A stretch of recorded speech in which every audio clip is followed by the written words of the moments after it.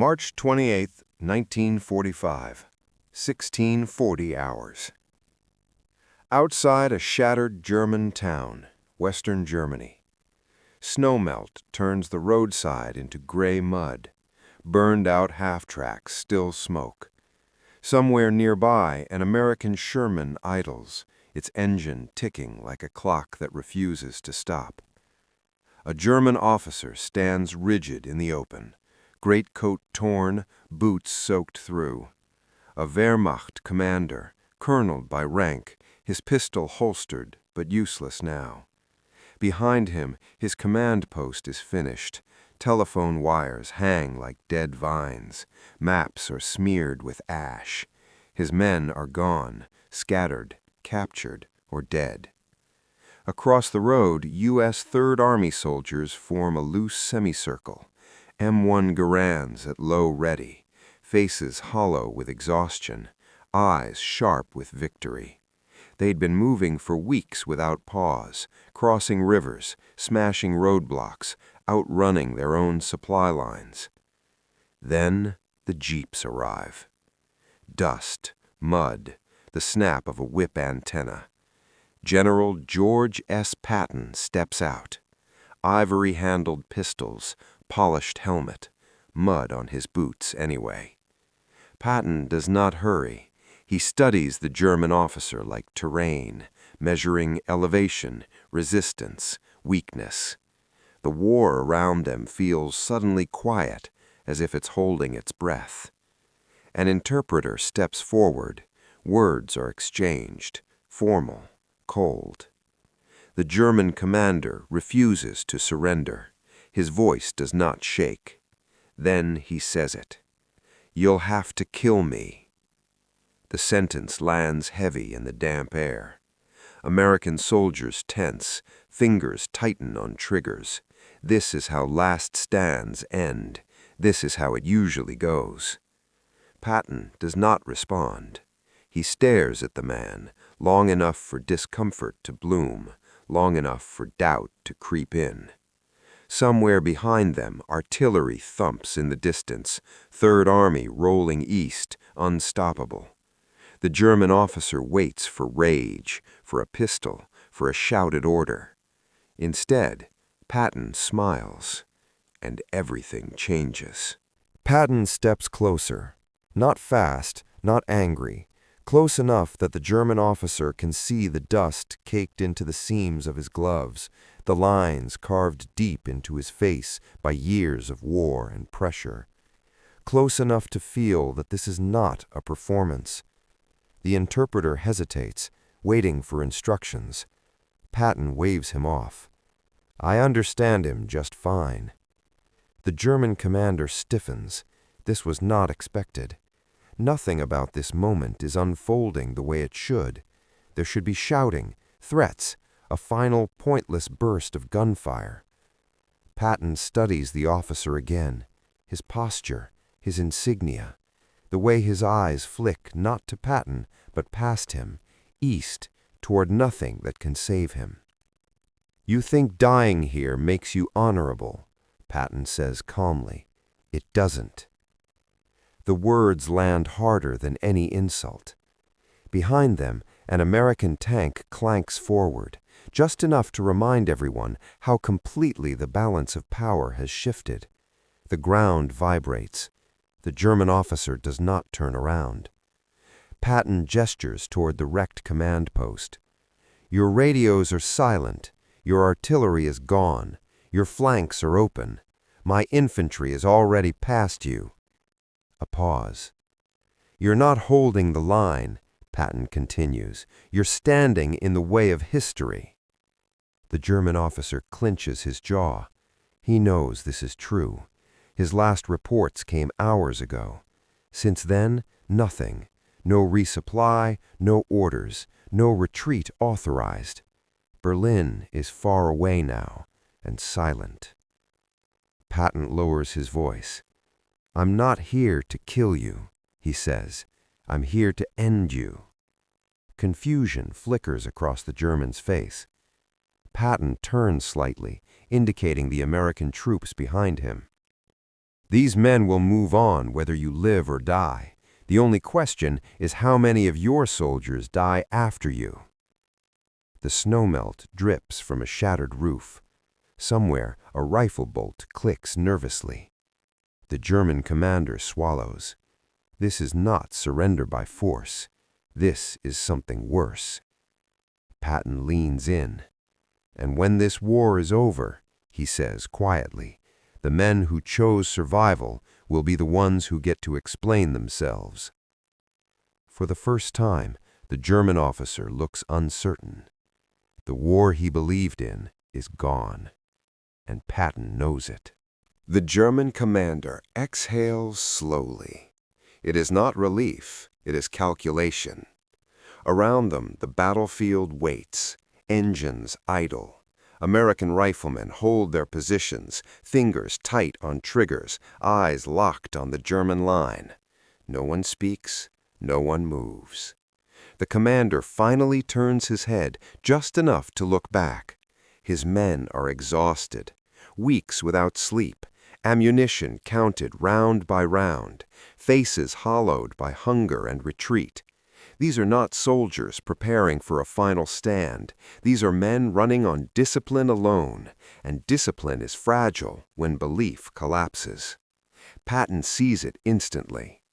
You can still command them, he says, right now, one last time. The German officer's hand tightens around his pistol, not to raise it, just to feel its weight, the familiar shape of authority, of certainty. You ask me to betray my oath, the officer says. Patton shakes his head. No, he replies, I'm telling you, your oath already betrayed them. A gust of wind carries the smell of burned fuel and wet earth. Somewhere nearby, a church bell, cracked but still hanging, clangs once in the breeze. Patton gestures toward the road behind the German lines. My columns are rolling through your rear areas as we speak. This fight is over. The only thing left undecided is how ugly it gets. Silence stretches. Then the German commander does something unexpected. He lowers his pistol. Not fully, just enough. A signal no one misses. An American sergeant shifts his stance. A German NCO whispers urgently to the man beside him. Word spreads fast when men are desperate for permission to stop dying. The commander's voice is quieter now. If I order them to stand down, he says, you guarantee their lives? Patton does not answer immediately.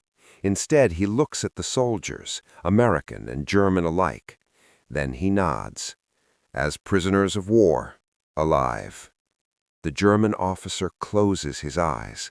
This is the moment every officer dreads, not defeat, but responsibility. He opens them again and raises his hand. The signal is small, almost gentle, but along the line, rifles lower, helmets tilt back, men stop preparing to die.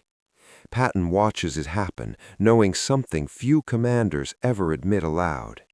Battles are not always won with fire. Sometimes they end when one man realizes he no longer believes the lie keeping them alive. The order ripples outward.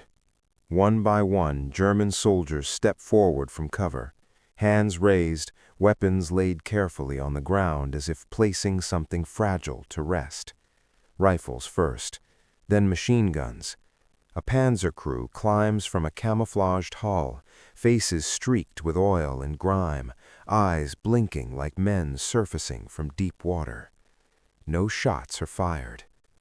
American troops advance cautiously, disbelief written across their faces. They had expected blood.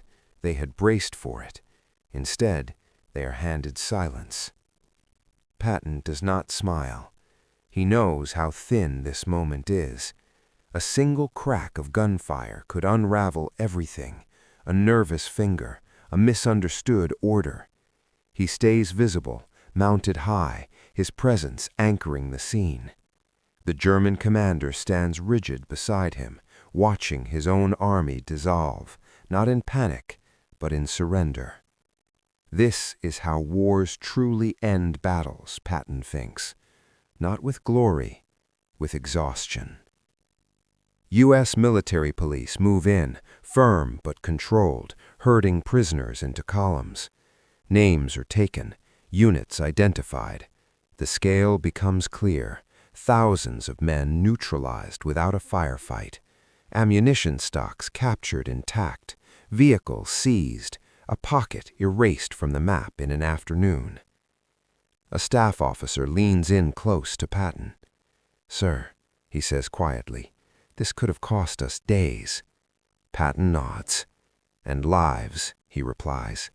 He turns back to the German commander. "You did the right thing," Patton says, not unkindly. The German officer does not answer.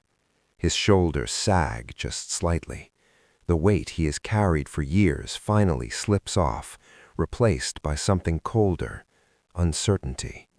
He is alive, his manner alive, but everything he believed in has ended on this roadside. As the prisoners march away, Patton looks east, beyond the smoke, beyond the ruined villages, beyond this clean victory. He knows the war's final acts are approaching, and they will not all end this quietly. Some enemies will not listen, some will force the killing, and Patton, for all his understanding of psychology, is still a general in a war that demands momentum. He mounts his jeep. The engines roar back to life.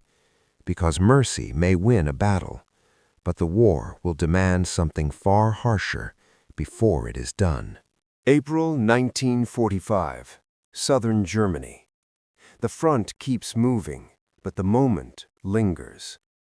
Patton rides in silence now, the wind snapping at his collar, the road ahead littered with the wreckage of a collapsing Reich. Burned-out trucks, abandoned artillery, white flags tied to rifle barrels. An army coming apart not from defeat alone, but from the realization that it no longer believes in its own survival. This is the phase no war plan ever charts. Surrender spreads faster than fear. Word travels along German lines. Patton does not bluff. He does not hesitate. And when he arrives, the choice is no longer theoretical. Fight and be erased, or live and accept that the war is over. Entire formations begin to fold before contact. Commanders who once swore loyalty to the end now weigh a different duty, the lives of the men standing behind them. Patton's reputation does the work of artillery. His certainty, his controlled menace, his refusal to negotiate weakness, this becomes a weapon more efficient than shells. But Patton understands something deeper. This only works at the end. Earlier in the war, such defiance would have been met with fanaticism. Ideology would have drowned reason. In 1945, the spell is broken. Germany has seen its future, and it is ash. In his headquarters that night, Patton dictates notes by lamplight. No celebration, no speeches, just observations. He writes about command presence, about timing, about knowing when force no longer needs to be applied. A young officer asks him later if the standoff bothered him. Patton pauses. "Every man wants to believe he'll never be tested," he says, until someone looks him in the eye and refuses to blink. Outside, distant gunfire echoes, another fight that will not end with words. Patton closes his notebook. He knows history will remember tanks, battles, and flags raised over cities.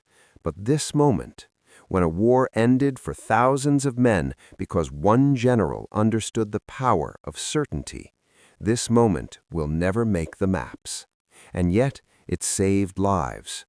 The war will end soon, but its lessons will outlive every victory parade.